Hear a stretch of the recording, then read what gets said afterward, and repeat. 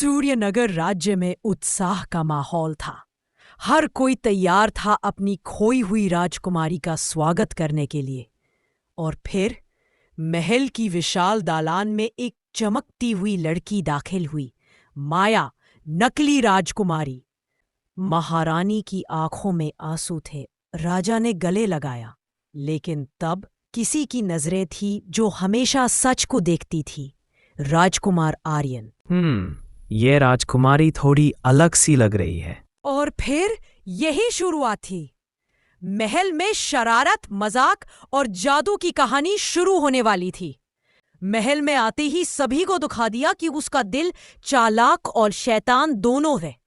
रसोई ने घुसकर उसने कहा, कल से सिर्फ सोने और मोतियों की खीर बनेगी।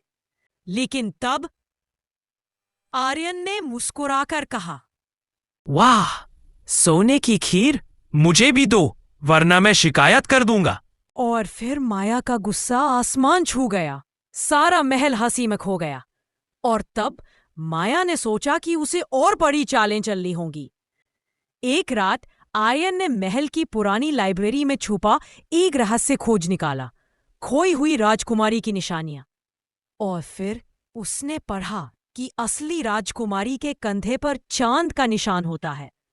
उसकी आंखें अंधेरे में हल्की चमकती हैं और ठंड उसे छू भी नहीं सकती।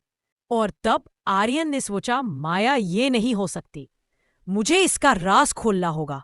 और फिर उसकी जासूसी की शुरुआत हुई। माया ने आर्यन की जासूसी को रोकने के लिए एक चोर भेजा, लेकिन फिर आर्यन ने उसे पकड़ा और पूछा, चाय पियोगे या बिस्कुट? और फिर चोर डर के मारे भाग गया।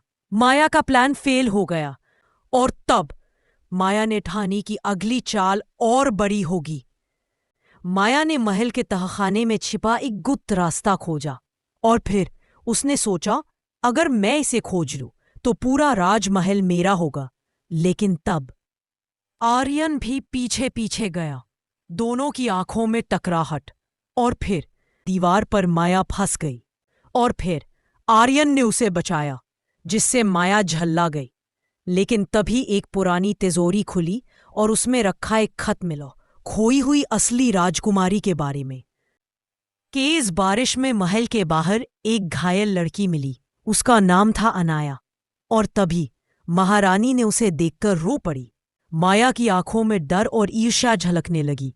और फिर आर्यन ने कहा, game over, miss fake princess.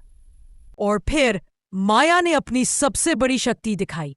काली शक्तियों के ताबीज से उसने महल को डराने की कोशिश की। माया ने हवा में उड़ना शुरू किया। सारे महल में डर फैल गया। उसने कहा, अगर राजकुमारी नहीं बन सकती तो मैं इस रियासत को बर्बाद कर दूंगी। लेकिन तब अनाया ने माया का हाथ पकड़ा और कहा, तुम अकेली हो लेकिन बुरी नहीं। और फिर माया का दिल पिघल गया। ताबीज टूट गया। जादू खत्म हुआ। और तब माया ने अपनी गलती स्वीकार की। और फिर माया को सजा नहीं मिली।